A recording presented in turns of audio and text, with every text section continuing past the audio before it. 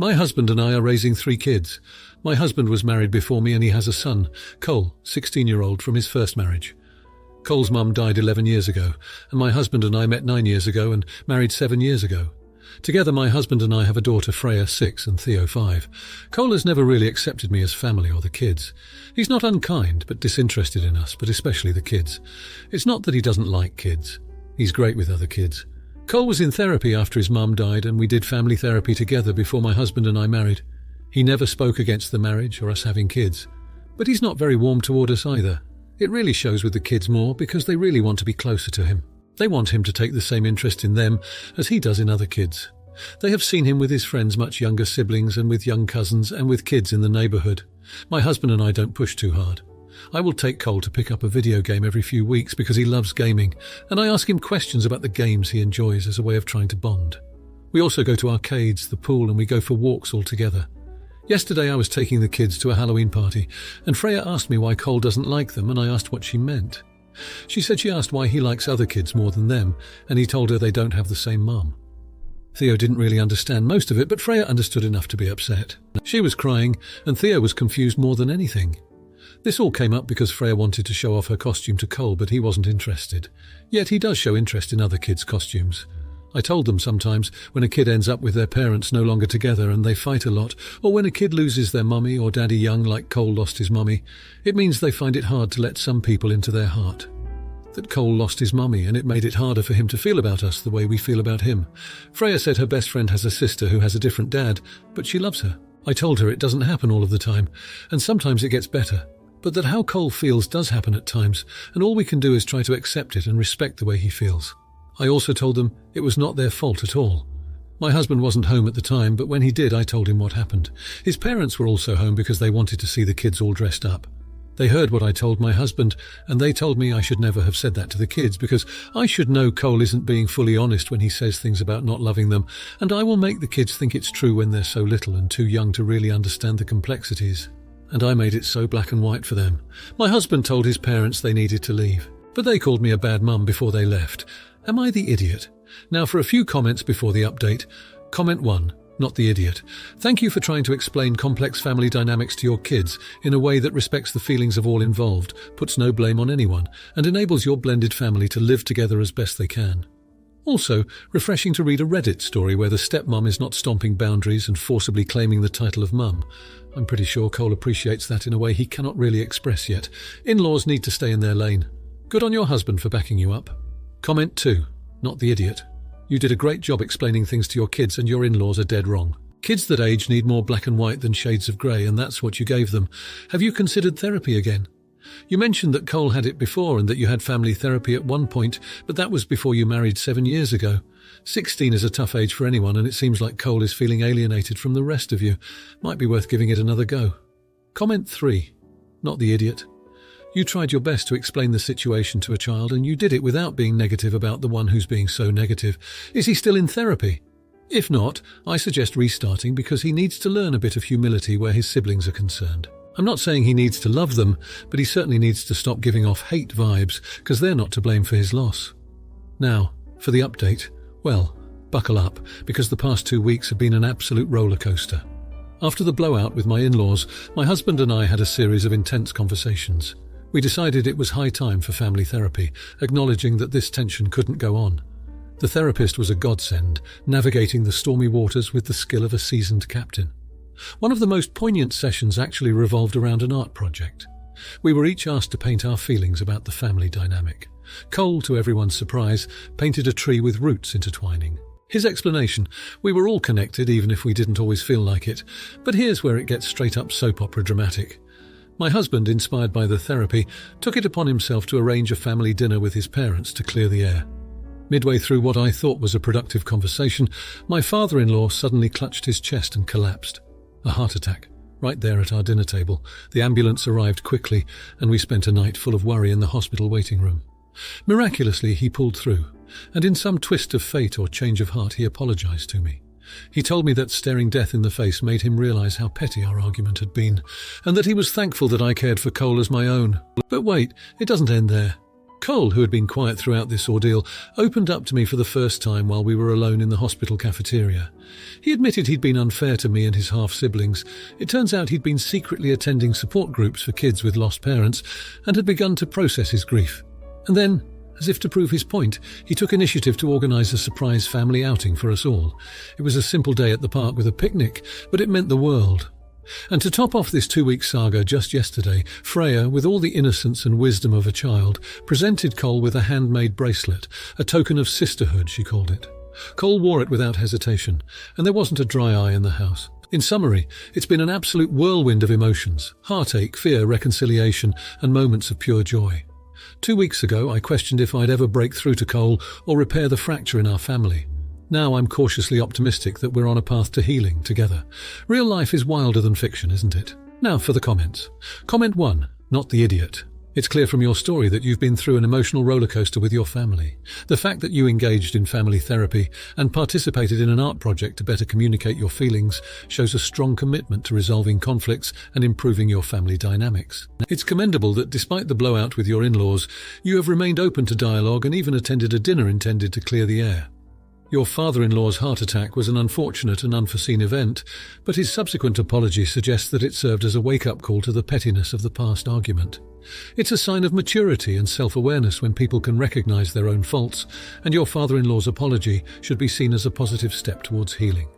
Moreover, Cole's revelation about his own struggles and his decision to seek support groups indicates that he is taking responsibility for his actions and is actively working towards betterment. This is an important aspect of personal growth, and it's encouraging that he is making an effort to mend his relationship with you and his half-siblings. Freya's gesture of presenting Cole with a bracelet symbolizing sisterhood is a beautiful representation of forgiveness and the potential for a fresh start in your family relationships. Lastly, your cautious optimism is a healthy outlook, acknowledging that while progress has been made, healing is a process that requires time and patience.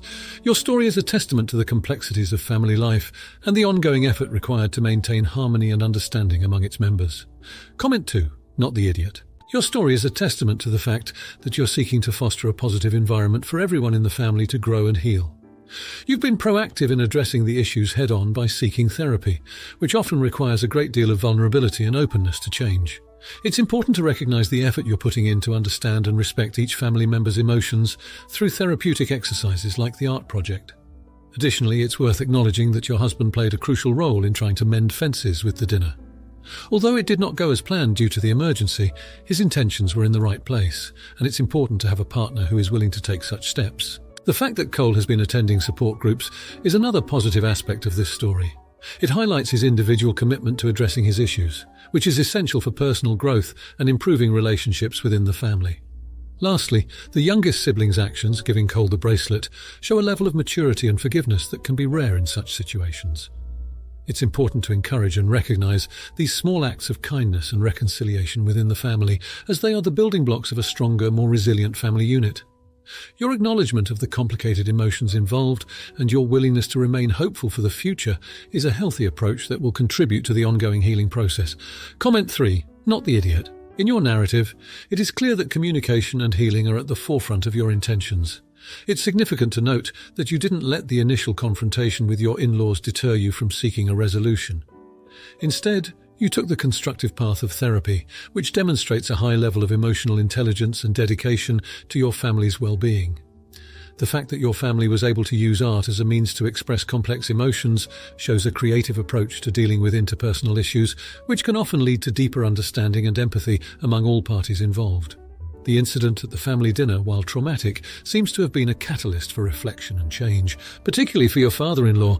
His apology after such a life-threatening event is profound and speaks to the possibility of personal transformation at any stage of life. It's also encouraging to hear that your stepson Cole has been proactive in dealing with his grief and seeking support beyond the family. This not only benefits his personal development, but also has the potential to improve his relationships with his family members, including you. Finally, it's touching to see the gesture of unity from Freya, the youngest sibling, as she reaches out to Cole with a handmade bracelet. This act represents the innocence and potential for unconditional love that often comes more easily to children. Your cautious optimism is a healthy stance, as it allows for hope while recognizing that the path to healing is often non-linear and filled with complexities.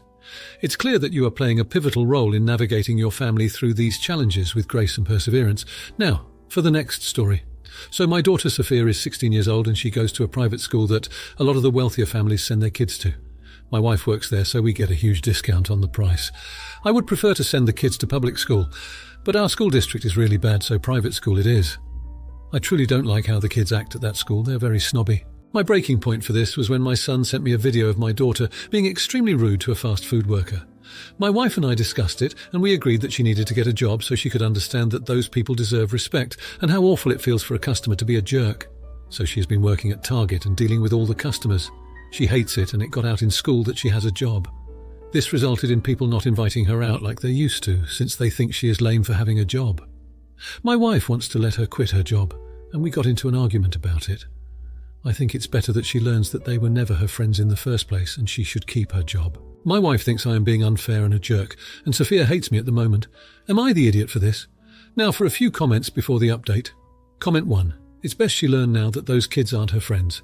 They'll ditch her whenever she has to live a real life. It's either now, college when she either has a job or needs a scholarship, after college when she can't afford A-list grad school, or adult life when she has to work instead of being a trophy wife.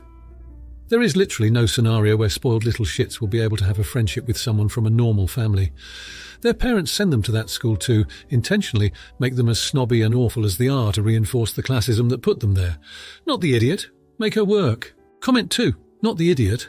While it sucks that your daughter isn't going to as many parties, I think you are correct in that they were never her friends if they think it's lame for a 16-year-old to get a job. Stick to your guns. Your daughter needs to learn that while working isn't always fun, it is important. Unlike her so-called friends, she doesn't have rich parents to bankroll her life. Earning and saving now will teach very important lessons that go beyond showing empathy to working people. Comment 3. You're not the idiot for making her get a job and treat people respectfully.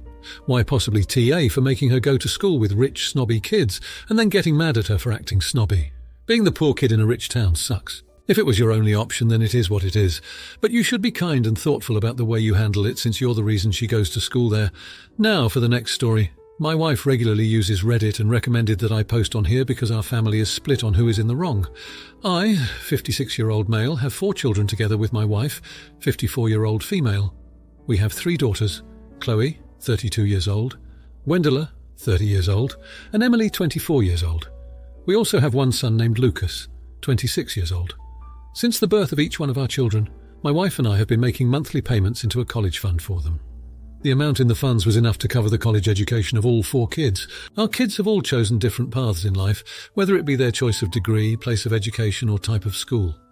When our oldest, Chloe, graduated high school, she talked to us about how she was unsure about what she wanted to do with her life and had been considering taking a gap year. We talked with her and told her it was her choice. If that's what she wanted, she should do it and not rush into education. She ended up taking 2 years off, during which she worked and paid us $250 in rent each month as part of an agreement. She still ate our food and we provided for her other necessities. The $250 was put into a savings account that we gave her access to when she and her now husband began discussing buying a house. Although the situation was not the same with each child, they were all aware of this and the plan for how the money would be used. Wendela lived with us for 3 years after college, and Emily lived with us during college. They both took part in this arrangement. The issue arose with my son. Like his oldest sister, he wanted to take a gap year. We encouraged him to do so, but when he asked if he could stay with us, we told him about the rent situation. He was not happy about this and argued that he was our son, and we should want him to live with us for however long he needed to. We explained what the money would be used for, but he did not care. He was very angry with us for a long time, and ended up staying with a friend of his. All of this occurred around 8 years ago. We now have a good relationship with both him and his wife, who are expecting our first grandchild. Recently, he brought up how all his sisters received money to buy a house, and showed me pictures of a house that he and his wife had been looking at. I said it looked nice, and he responded by asking when I could give him the money. I told him that he made a choice when he was 18 and that he would not receive any money. He claimed it was unfair and that he was young and dumb and should not be punished for it. I told him that I do not have that kind of money to just give him. He left the house after arguing with me a bit more. My wife and his sisters are all on my side, while his wife and my mum believe that I am in the wrong. They think I should want my grandchild to have a place to live and not punish him for mistakes he made as a young boy. Am I the idiot for not giving him the money? Note, Am I the Idiot stands for Am I the Jerk now for a few comments before the update. Comment 1. Not the idiot. You had the same deals available for all your kids. I think it's a genius move. You taught them the value of education, the importance of paying their own way in life, and were able to help them more than most parents can. Your son was ungrateful. He had the right to choose his path and made his decision. You didn't punish him then, and you're not punishing him now. He could have done the same deal as his sisters. How does he not understand that all you did was collect rent money from his siblings and then gave them that money back at a later date? It didn't come out of your pocket. He expects you to cough up your own money for him when he gave you no money, so none was saved for his future. Comment 2. Not the idiot. He was legally an adult when he made his choices at 18. He was mad at paying rent to you, knowing full well that the rent money would be put aside for him to use later. He split. His actions have consequences, and instead of being mad at you, he should be mad at himself. No one gave me the money to buy my own house. I did it by working hard, getting my credit scores up and saving money. Apparently he doesn't think he should have to work for it. He thinks everything should be handed to him on a silver platter. He has some growing up to do. Hopefully his grandma, your mum, won't hand him money for a house. Comment 3. Not the idiot. He doesn't get to benefit from a program he didn't put into. His siblings participated in the program, which makes me assume he truly understood how it worked, and was just a young adult who was more interested in instant gratification than saving. With respect to his mother-in-law, she's welcome to give them a gift for the purchase of a house. He's a married grown man who presumably planned to have a child. He can figure out a living situation for themselves. Now for the update. It's been an emotionally grueling month since the fallout over the college funds and the decision not to give Lucas the money his sisters received. The tension has only escalated. We tried to reach out to Lucas, to explain, to bridge the growing gap, but it's like he's built a wall around himself that we just can't seem to break through. The worst part came 2 weeks ago. We received a call that Lucas's friend, with whom he was staying, had suddenly passed away from an undiagnosed heart condition. It was a shock to everyone. Lucas was devastated, not only by the loss of a close friend, but also because he was now without a place to stay. He's couch surfing with acquaintances, and the instability is taking a toll on him, especially with a baby on the way. When we heard about his situation, we immediately offered our home, but Lucas refused. He said it felt like charity now, and he could not accept it. My wife and I are heartbroken. We feel like we're losing our son, and the stress is causing strain in our marriage. We lie awake at night wondering if we should just give him the money. But fear it sets a precedent that the decisions we make as parents can be overturned by our children's displeasure. Our daughters have been supporting us, but also gently pushing us to reconsider. They've been trying to talk to Lucas too, but he's shutting everyone out. We're all walking on eggshells, trying to figure out the right thing to do for our family's future. The baby's due date is fast approaching, and the thought of not being there, of not having reconciled before our grandchild comes into the world, is unbearable. Yet, it feels like every attempt we make only drives Lucas further away.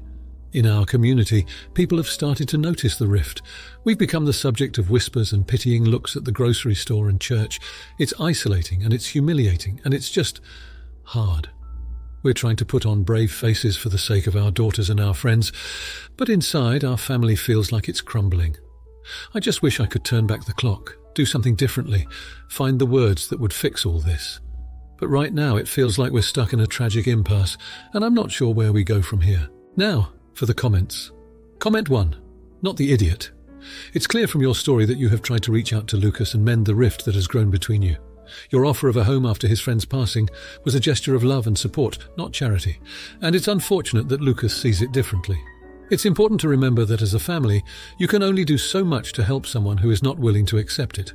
It's also understandable that this situation is causing strain in your marriage, because these types of family issues can be incredibly stressful and challenging to navigate. It is not your fault that Lucas has chosen to isolate himself and push your attempts at reconciliation away. However, it might be beneficial to consider seeking professional help, both for yourselves to cope with this situation and potentially for Lucas if he eventually becomes open to it. You are dealing with a very complex family dynamic that may need more than just time and patience to resolve. Comment 2. No idiots here. It's a difficult situation when a family member distances themselves after a conflict, and it's natural for you to feel hurt and confused by Lucas's actions.